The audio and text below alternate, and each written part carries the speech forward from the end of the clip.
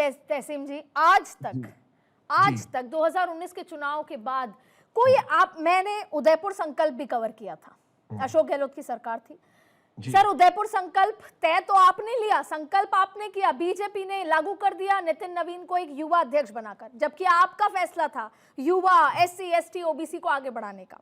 दूसरा देखिए SC ST OBC का कितना बढ़िया समीकरण बीजेपी रखती है। तीसरी बात, आज तक कोई एक बॉटम लाइन आई कि हम चुनाव क्यों हार रहे हैं?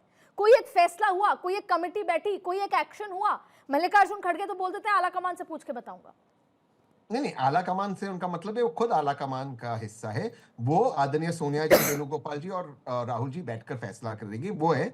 लेकिन मैं ये मानता हूं, आपकी इस बात से मैं पूरी तरह से इत्तेफाक रखता हूं कि एक युवा चेहरा, एक युवा नेता होना अच्छी बात है। अभी खड़गे जी कर रहे और फिर कांग्रेस के अध्यक्ष के चुनाव है, पर कम से कम कांग्रेस में चुने हुए अध्यक्ष है, भाजपा की तरह नहीं। खुद नितिन नवीन जी को पता नहीं था मैं अध्यक्ष बनने वाला था, आदरणीय मोदी जी और अमित शाह जी को भी पता था, नड्डा जी को भी पता नहीं था। ये तो हम तो जानते ही जन्नत की हकीकत। लेकिन दिल को खुश रखने के लिए शहजाद बाबू ये ख्याल अच्छा है, खुश हो गए, होने दीजिए, आज उनका समय है, कल हमारा समय आएगा। मैं आप शहजाद जी एक बात बताइए, ऐसा तो नहीं है कि बीजेपी जो लगातार सत्ता में आ ही रही है, आए जा रही है और आगे जब तक आती है, क्योंकि लोगों के पास कोई विकल्प नहीं है एज ऑपोजिशन या एज कोई चैलेंजर जिसको तरफ देखा जाए। जैसे अभी एक्सपर्ट बता रहे थे कि राहुल ने कभी नहीं कहा कि मैं विकल्प के तौर पर हूं, तो क्योंकि बीजेपी के सामने कोई विकल्प नहीं है, कोई मेहनत करने वाला नहीं है, इसलिए आपकी सत्ता चलती जा रही है और आगे पता नहीं कब तक चलेगी। और आरोप तो ये भी है कि आप किसी को भी कुछ भी बना देते हैं, कभी कंसल्टेशन नहीं होती, आपके पार्लियामेंट्री बोर्ड में कंसल्टेशन नहीं होती, साइन करा लेते हैं बस। देखिए ऐसा है कि जो तहसीन पूनावाला और उनका जो इकोसिस्टम बोलता है ना कि देयर इज नो अल्टरनेटिव, ये उसको बोलता है टीना फैक्टर। टीना है इसलिए हम लोगों के यहाँ पे बीजेपी आ रही है, टीना है। एक्चुअली टीना नहीं, नीता है। Narendra is the alternative. लोग देयर इज नो अल्टरनेटिव के लिए नहीं, नरेंद्र ही ऑल्टरनेटिव है, इसीलिए वो वोट कर रहे हैं। पहली बात। दूसरी बात, ये तहसीन पूनावाला जी को पूछिए, ये केसी वेणुगोपाल जी के इतने गुणगान कर रहे हैं कि 99 सीट आ गए, तो फिर भाई वोट चोरी का आरोप क्यों लगाते हो? और उसके बाद मुझे ये बता दो कि केसी वेणुगोपाल जी जिस प्रदेश से, केरल, वहां पर तो 10 साल से सरकार नहीं बना पाए, जबकि ऑल्टरनेट हो रहा था, और वहीं पर मणिशंकर अय्यर बोल रहे कि एक बार फिर से पिनरई विजयन आ रहे हैं, हमारी सरकार नहीं बनने वाली, और तिरुवनंतपुरम हार गए और शशि थरूर को खुश नहीं रख पाते। तो ये तो केसी वेणुगोपाल। पर तीसरी बात पे आना चाहता हूँ। देखिए तहसीन पूनावाला जो है वो किस प्रकार से अब बात को डाइवर्ट कर रहे हैं। तहसीन पूनावाला भाजपा पे दोष डालने के बदले आप ये बताइए, हिमाचल प्रदेश में सुक्खू बनाम प्रतिभा सिंह जी चल रहा है, कर्नाटका में डीके शिव कुमार बनाम सिद्धरमैया चल रहा है, केरल में थरूर बनाम पूरी कांग्रेस चल रही है, तमिलनाडु में मणिकम टगोर बनाम ज्योतिमणि चल रहा है, फिर आप देखिए असम में भूपेन बोरा वर्सेस गौरव गोगोई चल रहा है, राजस्थान में गहलोत पायलट चल रहा है, पंजाब में लंबे समय तक अमरिंदर सिंह वर्सेस सिद्धू चलता रहा, अब सिद्धू बनाम बाजवा चल रहा है, सिद्धू बनाम बाकी लोग चल रहा है, और आप देख सकते हैं कि दिल्ली में शीला दीक्षित बनाम अजय माकन चल रहा है। ये क्यों चल रहा है? ये इसलिए चल रहा है क्योंकि एक फैक्शन, राहुल गांधी का फैक्शन एक नेता पकड़ता है, प्रियंका वाड्रा का फैक्शन दूसरे नेता को पकड़ता है, और दोनों लोग झगड़ा कराते हैं सीट के लिए। और कर्नाटका की सरकार इसका उदाहरण है। भाई एक जगह बता दीजिए जहां पर इन्होंने एक मॉडल प्रस्तुत किया है, और फिर आखिरी में आप कहते हैं कि हमारे यहाँ पे 2 लोगों की चलती है।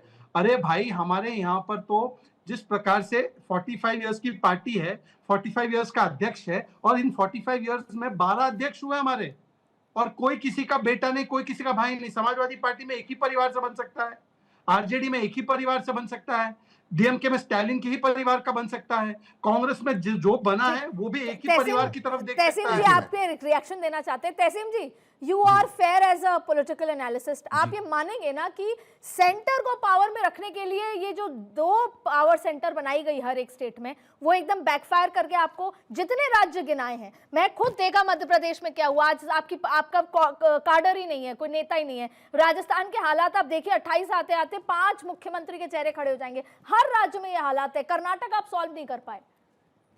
नहीं देखिए, अभी मैं मानता हूं कि खामियां है, मैं मानता हूं संगठन में खामियां है, मैं ये नहीं कह रहा हूं, और मैं मानता हूं कि ज्यादा सभी नेताओं के साथ बैठकर वार्तालाप करते इसको सुलझाना होगा, क्योंकि जब तक हम सत्ता में नहीं आए, जो चेंजेस आदरणीय लोग लीडर ऑफ ऑपोजिशन लाना चाहते हैं वो कैसे लगे। सबसे पहला सत्ता में आना जरूरी है, और ये जो सजेशन है आपका कि ऑल्टरनेटिव हम कैसे होंगे क्या दे, ये मैं लगातार दे रहा हूँ। इनफैक्ट राहुल जी ने उनकी स्पीच में बताया था कि अगर वो ट्रेड डील को लीड करते हैं किस तरह से इंडिया अलायंस ट्रेड डील करता है। लेकिन मैं एक चीज से अपनी बात खत्म करूंगा।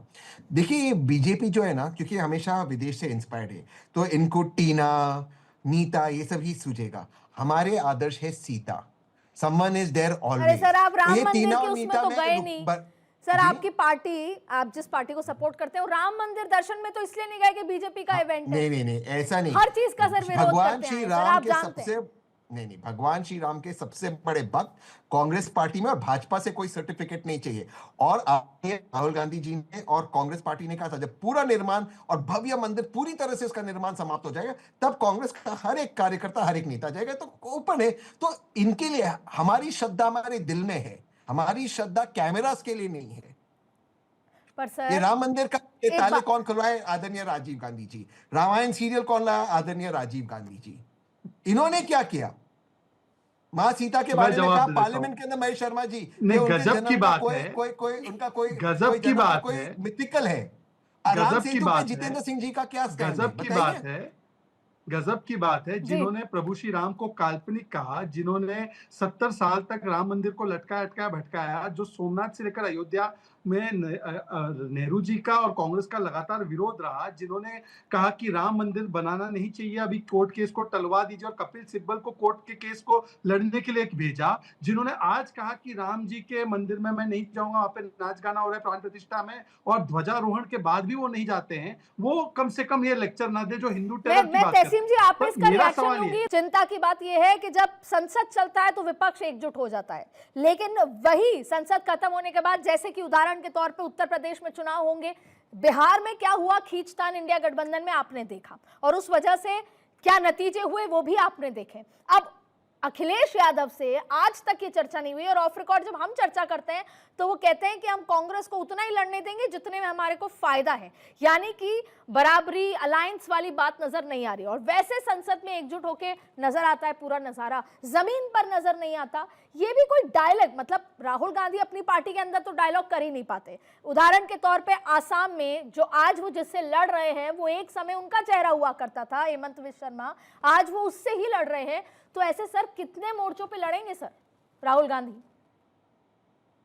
अदिति जी थोड़ा समय दीजिएगा, जी मैं दोबारा लौटा हूँ। अभी तक 1 या 1.5 मिनट ही बोला हूँ।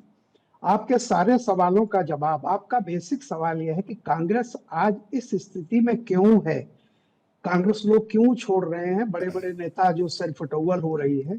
मैं आपको 2 चीज कह रहा हूँ। अभी आपने जो एक आखिरी सवाल किया, ये मैं केवल एक बात कह रहा हूं कि